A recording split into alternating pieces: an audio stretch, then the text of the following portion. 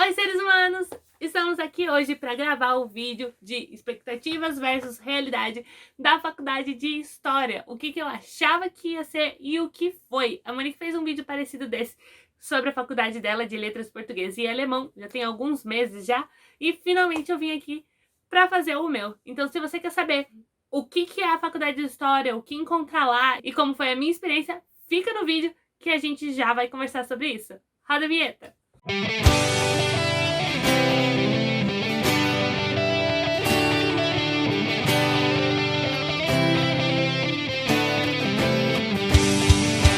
Oi, gente! Que bom que vocês vieram. Eu sou Morgana, professora de História. Aqui nesse canal a gente tem várias videoaulas de História aqui, que a gente tá lançando aos poucos, porque dá bastante trabalho fazer, mas a gente também tem vários vídeos falando sobre a minha experiência e da minha irmã como professoras, como que é a nossa profissão, dando dicas para professores iniciantes, falando das dificuldades que a gente teve com as primeiras salas de aulas que a gente entrou. E hoje, então, eu vim falar com você que tá pensando aí em fazer a História e que não tem tantos parâmetros para entender do que a gente tá falando, né, dessa profissão aí de professores, e quer saber primeiro de tudo como que é a faculdade de História. A primeira coisa que eu tenho que falar para vocês é, primeiro, se inscreve nesse canal, tá bom? Que a gente precisa ganhar dinheiro com isso, é trabalho, e é um segundo para você se inscrever. Depois, curte o vídeo, que é uma forma de reconhecimento desse conteúdo, e depois nos segue nas nossas redes sociais, tá bom? E caso você possa, a gente vai deixar aqui embaixo os links da Amazon, da Saraiva e de outras lojas que a gente é afiliado para você comprar com o nosso link, porque isso ajuda a manter o canal também, você não paga nada, mas por isso você ajuda bastante aqui, tá bom? Primeira coisa, por que eu fui para a faculdade de História? Porque eu amava estudar História na escola, tá? A gente não tinha muitos debates, eu nunca fui o tipo de pessoa que adorava discutir. Eu gosto de discutir, obviamente, né? Mas não era por causa dos debates e nem por causa de política. Eu não fui para História por causa de política. Eu fui para História porque eu realmente adorava aprender sobre o passado. Eu gostava de conhecer e me gerava muito interesse isso. Eu sempre fui de ler muito quando eu estava na escola, literatura e tal, e li algumas biografias, por exemplo, da Olga mesmo. A gente vai ter um vídeo sobre esse livro aqui específico, ou às vezes já até saiu, mas vai sair, sei lá. Tinha algumas personalidades, assim, que eu era muito... que me geravam muita curiosidade. Então, quando eu decidi ir para a faculdade de História, era por causa disso. E o outro motivo, obviamente, é porque não tinha matemática. Então vamos lá, vamos voltar para 2010, Morgana com 15 aninhos, no segundo ano do ensino médio. E aí eu falei, eu já estou no segundo ano do ensino médio, eu preciso saber o que eu quero fazer pro resto da minha vida. Eu era ansiosa nesse nível, gente. E aí eu demorei até metade do segundo ano do ensino médio para descobrir o que eu queria. Naquela época eu já tinha bastante dificuldade com matemática, mas aquele ano foi mais difícil ainda, porque foi um ano de testes aqui em Curitiba, Paraná, principalmente, onde a gente estava experimentando o ensino por blocos. Pegar um semestre só com as matérias de exatas e pegar um semestre só com as matérias de humanas. E o meu primeiro semestre, ou seja, de janeiro a julho, a gente só estudou as matérias exatas. Então eu tinha por semana 8 aulas de matemática. Eu tinha mais 6 aulas de física, 6 aulas de química. E por aí vai. Então, assim, gente, foi 6 meses muito triste da minha vida. E naquele ano a gente estava aprendendo probabilidade ainda para ajudar na escola. E aí foi o momento que eu descobri que tinham muitas faculdades que tinham pelo menos um semestre de probabilidade no seu curso. Então, ok, eu não sei o que eu quero fazer, mas eu comecei a olhar as faculdades que não tinham um semestre de probabilidade durante o curso, porque eu estava muito mal em probabilidade na escola. E aí, então, eu cheguei a alguns, né? Eu cheguei a Direito, eu cheguei a Sociologia e eu cheguei a Moda. Naquele ano eu tava fazendo um curso de moda na escola, porque eu estudava no Estadual do Paraná e lá eles tinham uma escolinha de artes, então tinham vários cursos de artes à tarde, no contraturno, e eu fazia naquele período o curso de desenho humano e o curso de desenho de moda, e eu adorava fazer os dois, mas o desenho de moda principalmente foi quando eu realizei que eu não ia ser estilista, que eu não ia trabalhar com aquilo, que eu gostava muito de moda, mas que não ia ser aquilo que eu ia querer fazer. Então foi um semestre assim que eu comecei realmente a analisar o que eu gostava, né? E aí eu não cheguei a conclusão nenhuma. Daí vem as férias de julho. Quando chegou no segundo semestre, eu voltei a ter as aulas de história. Vem o semestre de humanas, então eu tive português, literatura, história. E aí, quando eu cheguei na aula de história, eu falei, cara, o que eu tô pensando? É isso que eu quero fazer história, eu quero estudar história, eu quero estudar mais profundamente. E eu achei que a história da faculdade ia ser a continuação da história da escola, né? A gente estuda muitos fatos, né? Fatos políticos, fatos importantes. Não que a gente não vai estudar isso na faculdade, mas na faculdade é diferente. Por exemplo, na escola a gente tem os livros didáticos e a gente tem os principais fatos que a gente vai acompanhar, né? A gente tem uma linha histórica. E já na faculdade, não é isso. Na faculdade a gente vai estudar historiadores, né? A gente vai pegar esses caras que estão estudando o homem através do tempo, porque é isso que a história estuda, o homem no tempo, e vai comparar esses historiadores. Então, a gente vai o tempo todo estar discutindo a opinião e o estudo desses historiadores. Então, a gente nunca vai lidar só com uma fonte, a gente nunca vai lidar só com um lado da história, a gente vai tentar pegar o máximo de lados possíveis. Ainda mais pensando que a gente tem muita influência aí da história cultural, que é essa história de você buscar os oprimidos, de você buscar os pobres, os que não eram falados, que é uma vertente que vem acontecendo aí desde do início do século XX para os historiadores, mas que para a escola, pelo menos quando eu estudava, não era algo que tinha chegado na escola. Eu acho que hoje está se trazendo mais isso, porque também os alunos pedem esses outros lados da história, sabe? Mas pelo menos quando eu estudei, a gente sempre olhava sempre mais os políticos, a gente nunca olhava tanto a questão, por exemplo, das minorias. Tanto que as videoaulas que eu estou fazendo no canal, eu tento sempre trazer esse máximo de lados, principalmente da sociedade, como ela está sendo afetada por essa história política e por esses eventos, né, que realmente chacoalham a nossa história. Tanto que a playlist da Primeira República, o tema dela é: a gente vai estudar a Primeira República, mas a gente vai estudar a Primeira República através dos movimentos sociais. Então a gente vai pegar todos esses movimentos sociais e ver como que o que estava acontecendo na política, tanto nacional quanto mundial, afetaram essa sociedade e como que eles reproduziram, né? Como que eles se expressaram através disso.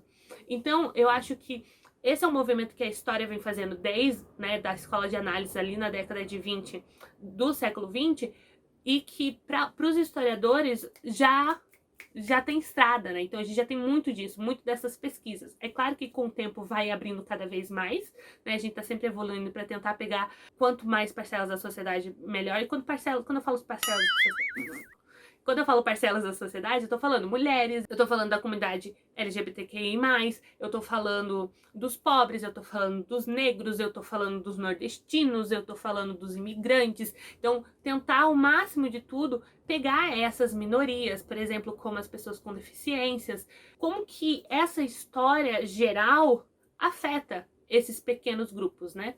Que a gente chama de minoria não porque eles são pequenos em quantidade, mas porque eles são pequenos em direitos, né? Eles são pequenos em acessibilidade. Então, isso você vai aprender na faculdade. E aí eu percebi muito disso, assim. Eu não fiz faculdade numa faculdade pública, tá? E teve seus lados positivos e seus lados negativos. Eu acho que se eu voltasse no tempo, eu acho que eu tentaria fazer uma faculdade pública, apesar de não estar nas minhas condições financeiras, né? Já que o curso na Federal do Paraná aqui era à tarde, então eu não poderia trabalhar, né? E a gente ajudou a Monique a fazer o curso dela na faculdade, então, tipo, a manter ela financeiramente. Então, as duas, estando na faculdade federal, seria algo muito mais difícil do que já foi. Tem seus pontos positivos e seus pontos negativos. Eu acho que um dos pontos muito legais de ter feito na faculdade particular, eu fiz uma faculdade particular de pobre, então acho que 60% da faculdade, assim, era de bolsa do ProUni ou bolsa do FIES, então era pobre mesmo, com pobre que eu estudava. Não era uma universidade, era um centro universitário, então ainda nem estava, né, num nível de universidade. E isso é ruim porque, por exemplo, agora que eu tô pensando no mestrado, doutorado, essas coisas, e às vezes tentar uma bolsa lá fora, isso é complicado, porque a minha faculdade não é reconhecida lá fora. Então lá fora eu teria que refazer a minha graduação, eu não poderia ir direto para um mestrado, um doutorado, esse tipo de coisa. Então é complicado nesse sentido e tal, Mas, assim, tem os seus pontos legais. O lado bom de ter feito com gente pobre, eu pude presenciar muito disso, das dificuldades reais de gente como eu fazendo faculdade. De gente que trabalhava em 2 empregos, né? Ia pra faculdade à noite, saía da faculdade e ia pro segundo emprego. De gente que teve que trancar a faculdade várias vezes durante o percurso, porque tinha muita dificuldade em conseguir manter as parcelas. Gente que realmente tinha esse sonho de ser professora ou de ter uma faculdade e não conseguia por causa das condições sociais que a gente vive, condições sociais, condições financeiras e essa realidade mesmo de fazer essa faculdade, porque você não tem como prever como que vai ser esses 3, 4, 5 anos de faculdade, né? Você pode prever hoje, quando eu entro, mas você não sabe como vai estar a sua vida financeira, social, sua família, saúde, pelos próximos 3, 4, 5 anos, né? Então, acho que isso foi muito incrível.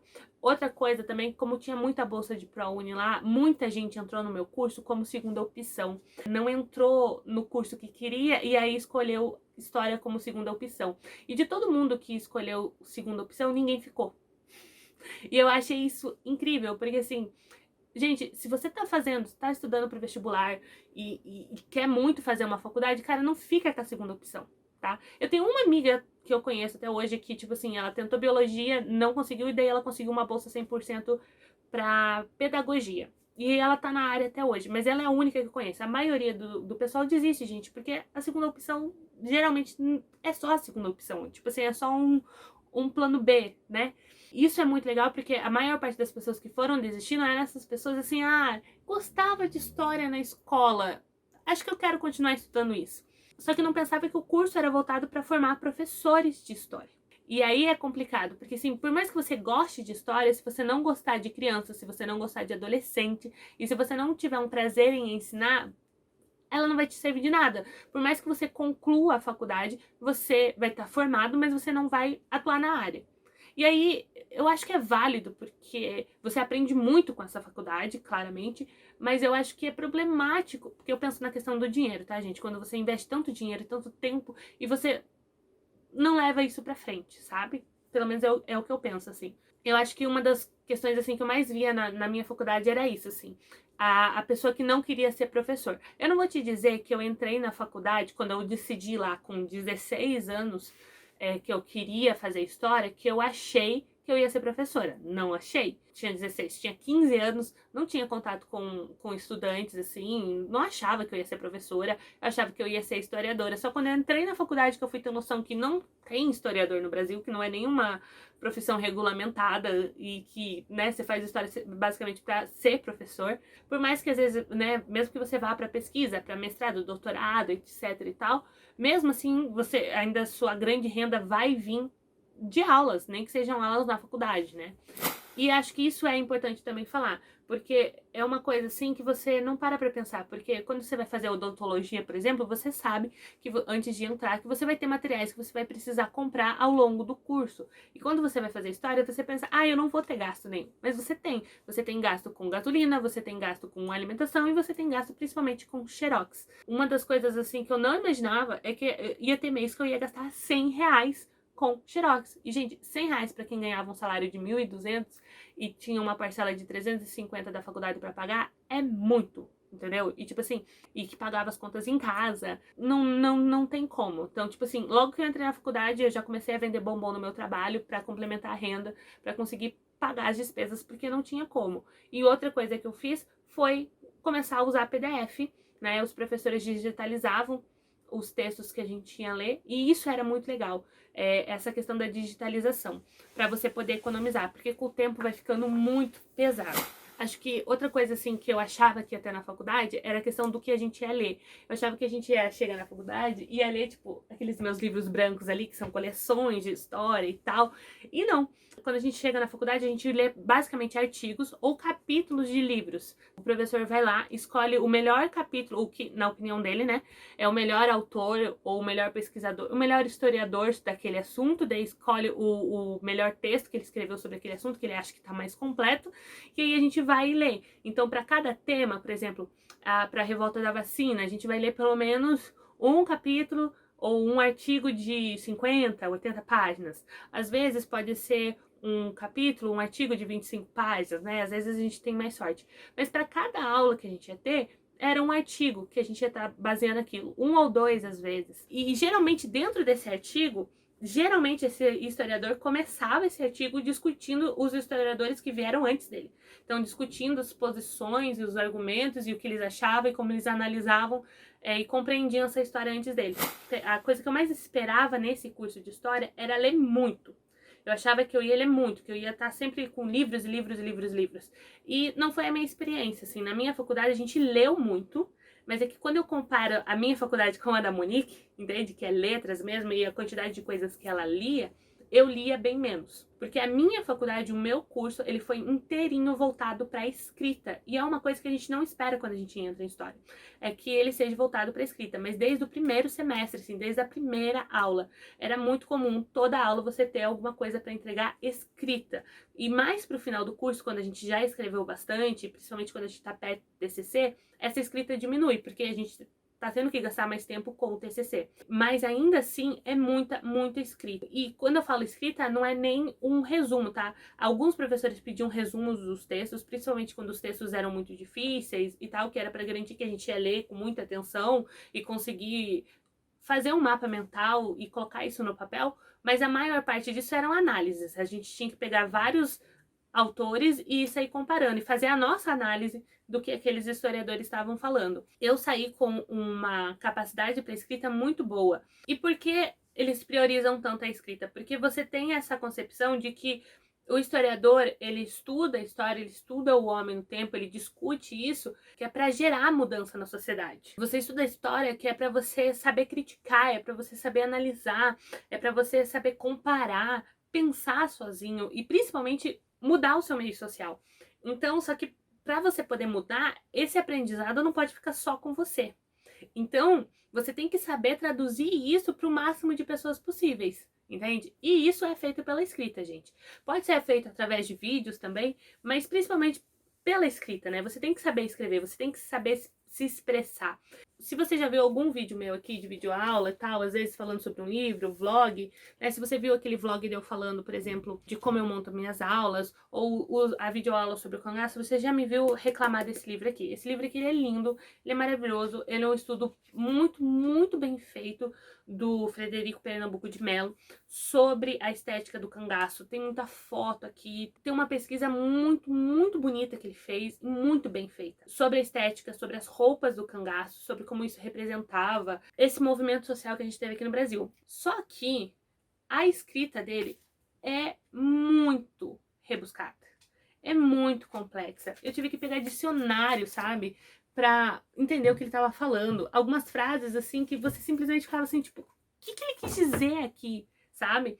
E quando você pega esses historiadores mais antigos, você vai ter muito dessa característica, dessa dificuldade, dessa barreira mesmo da língua. E eu acho que, pelo menos essa foi a minha experiência, né, do meu curso de história, é que os professores queriam quebrar essa barreira, né? Eles sempre falavam pra gente, livro de história escrito por jornalista vende mais do que livro de história escrito por historiador. E isso não é legal. Não é legal, por quê? Porque muitas das vezes, né, essa história que esses jornalistas escrevem é sem referência, é sem pesquisa, é sem base, geralmente geram mais preconceitos e mais discriminação, porque não tem realmente o exercício da pesquisa. É claro que tem as suas exceções, mas tem muita gente que não vai atrás de pesquisa, de fonte e fica só repetindo o senso comum e gerando mais preconceito. E aí eles falavam isso claramente. E a culpa não é dos jornalistas e nem da pessoa que compra. A culpa é dos historiadores que sabem fazer a pesquisa,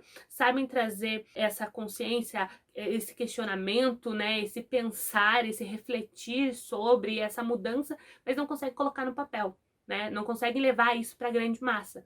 Então, do que adianta o nosso trabalho se a gente não consegue levar isso para a grande massa? Isso ficava muito claro, assim, no nosso curso, porque muitas vezes chamam os professores de história de professores doutrinadores.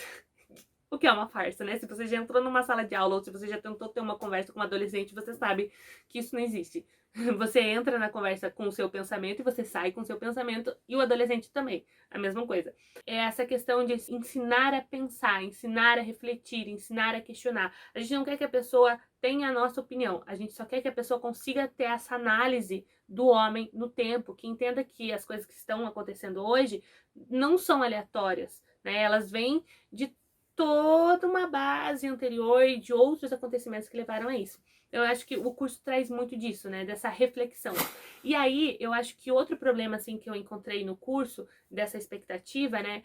Não foi tanto minha, mas mais dos meus colegas, assim, que eu percebia, que eles achavam que ia ser um local para eles discutirem política, para ser um local para eles debaterem questões, sabe? Porque realmente no ensino médio a gente tem algumas aulas de debate, né? Principalmente na aula de história. Só que na faculdade isso não vai acontecer. Eu não tô dizendo que não vai ter debates, você não vai ter opiniões diferentes e vocês não vão conversar sobre isso. É claro que vai existir, tá? Mas não vai ter aquela aula, vamos debater isso, você é a favor, você é contra. E não vai ter aquela aula, vamos debater política. Não, isso não vai acontecer. Então, se você é aquela pessoa que gosta de discutir, que gosta da treta, a história não é pra você. E era, ai, gente, era uma das coisas que mais me irritava, assim, principalmente no meu primeiro semestre, e depois quando a gente acabava tendo algumas aulas com outras turmas de primeiro semestre, era essa questão da discussão pela discussão, porque o curso todo de história, ele é voltado para fica quieto e aprende. Primeiro você aprende. Primeiro você lê, primeiro você tem referência, primeiro você vê o quanto mais lados possíveis. Você nunca vai conseguir ver todos os lados, mas você vai estudar o máximo de lados possíveis e você vai ficar em silêncio e você vai ouvir esses lados. Depois que você ouvir esses lados, aí você vai construindo o seu senso crítico, você vai construindo a sua opinião através desse conhecimento, porque a opinião ela só pode vir através do conhecimento. Ela não vem pelo senso comum, ela não vem só pelo prazer de discutir, só pelo prazer de humilhar e rechaçar a pessoa com quem você está falando. E é claro que isso demora muito para você colocar isso e incutir isso na cabeça da pessoa que chegou no curso para discutir. E isso dá uma raiva, porque às vezes, né, você já tá lá, tipo, no primeiro semestre você fica, aham, tá.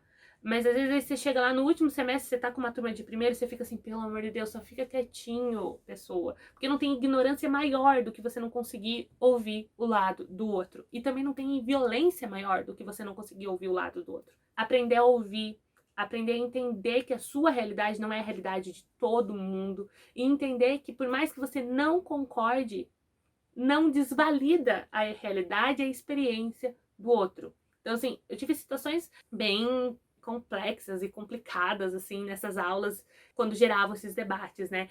Teve uma que eu lembro bem, que foi um seminário que a gente fez, acho que até no nosso último ano, assim, que foi sobre gênero, né? Sobre machismo e sobre como isso influencia na sociedade. Foi trazido uma mulher que ela era responsável por um órgão do governo, pela delegacia da mulher, se eu não me engano, e ela cuidava dos abusos, né, tanto de marido e mulher quanto de estupro, né?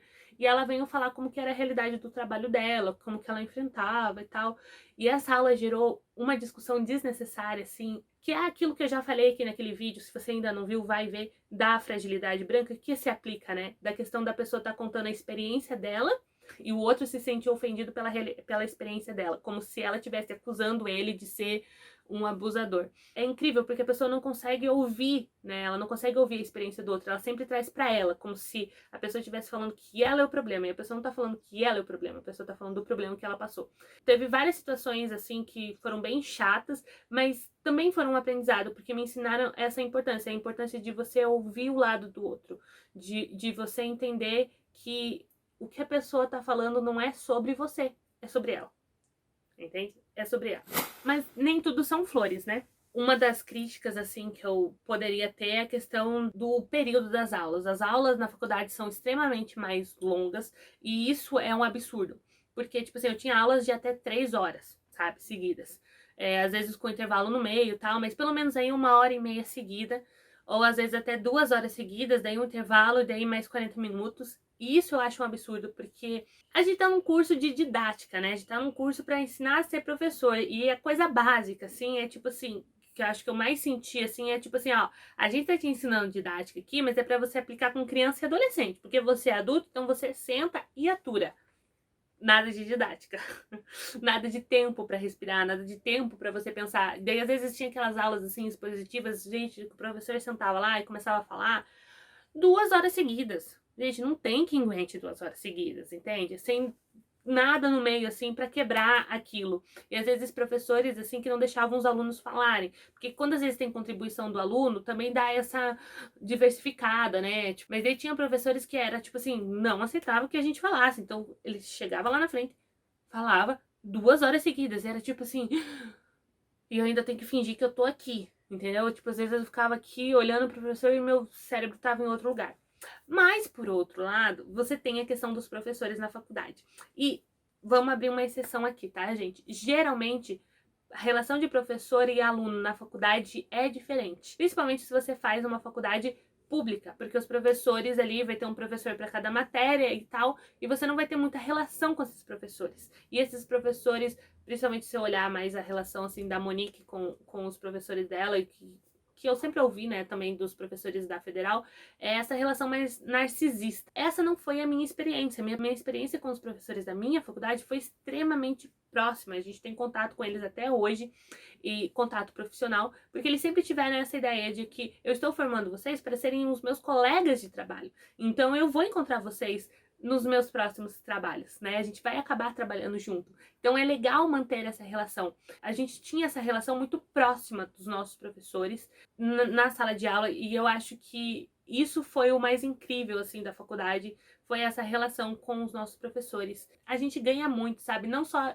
na questão de indicação depois para trabalhar, né, de auxílio nas pós que a gente faz. Às vezes eu tenho dúvidas e peço indicação de bibliografia, eles mandam. Eu acho isso muito, muito incrível, assim, sabe? O meu curso era assim, a gente tinha só uma matéria no dia. Então a gente ia, era as 3 horas de faculdade, era 3 horas só com aquele professor. Tinha alguns professores que acabavam pegando mais de uma matéria. E a maioria desses professores, então, principalmente da parte da história e não da licenciatura, a gente pegou várias vezes eles em várias matérias. A maioria deles eu peguei pelo menos 2 vezes. E isso é muito legal, porque daí não tem como você não acabar se tornando íntimo, acabar conhecendo, compartilhando mais, e faz com que eles também se tornem mais soltos com a turma, o que gera um trabalho muito melhor. O que era muito diferente dos professores de didática, mas isso também eu acho que assim é um geral dos outros professores com quem eu converso, assim, que fizeram cursos em outra faculdade. Geralmente, em curso de licenciaturas, as matérias de didática são as que geralmente ficam a desejar, são as que têm menos atenção e tal, porque você tem que pensar também que as faculdades, elas priorizam os professores mais velhos, né, que tenham mais formação e tal, que tenham mestrado, doutorado, PhD, não sei o que mais, e aí acabam sendo professores mais velhos, o que na minha opinião, acaba dificultando muito, principalmente quando a gente tá falando de didática e de licenciatura, eles acabam não se atualizando.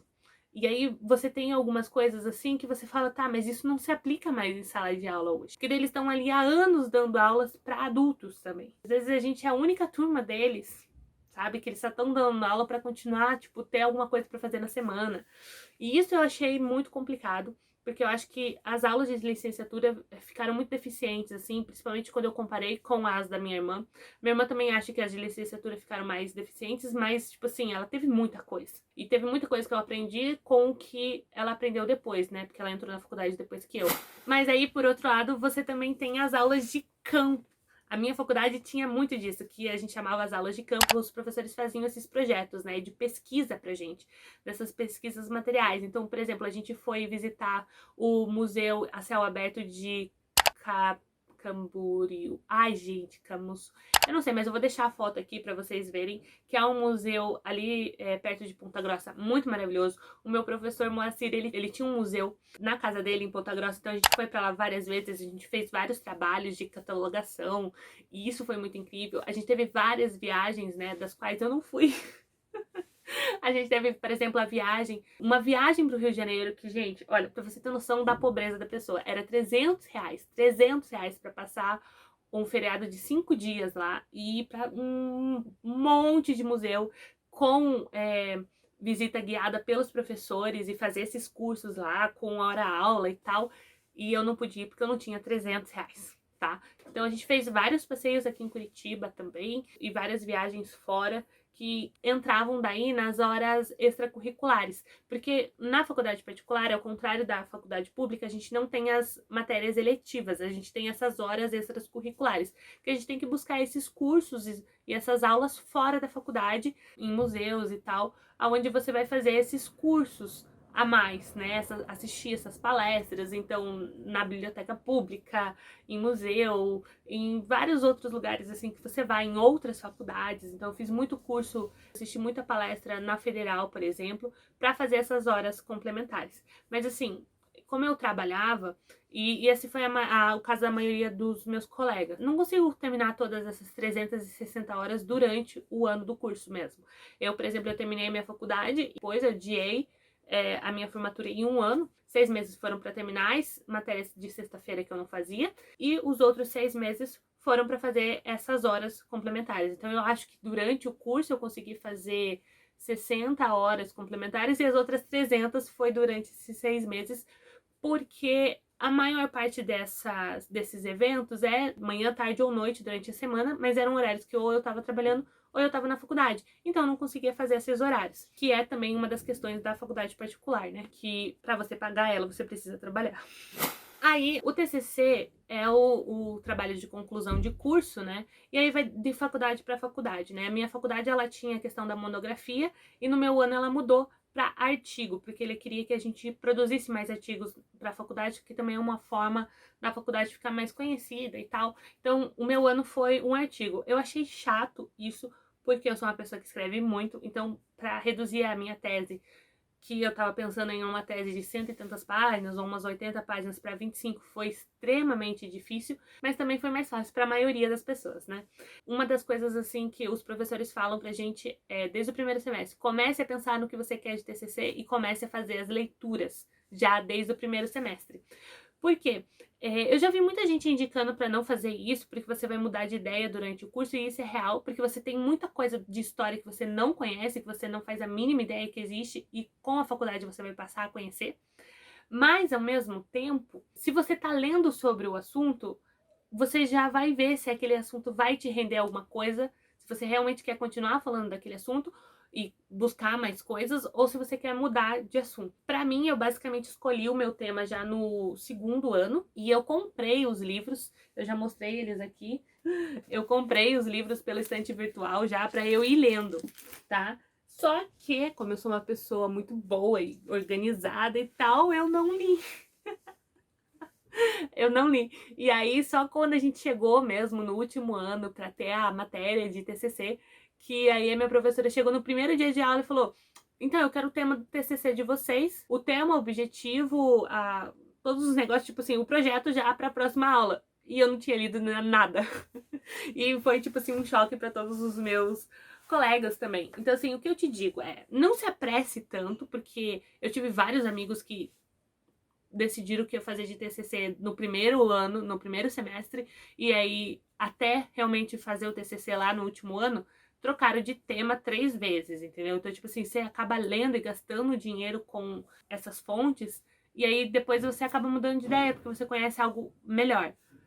Mas, ao mesmo tempo, você precisa de um tempinho aí para se organizar financeiramente, para você ter tempo de comprar essa bibliografia, né? Porque pro TCC, às vezes você não vai achar xerox, você realmente vai ter que comprar isso, porque você vai ter que marcar esse livro, você vai ter que fazer, né? Vai ter que realmente fazer uma pesquisa. Então não vai dar para ser muitas vezes com livro de biblioteca e esse tipo de coisa. Então você precisa desse tempo para se organizar financeiramente e para se organizar com as leituras, porque, deixa eu te contar, você ainda vai ter a mesma quantidade de matérias que você tem normalmente no seu semestre de TCC, só que você vai ter o plus do TCC.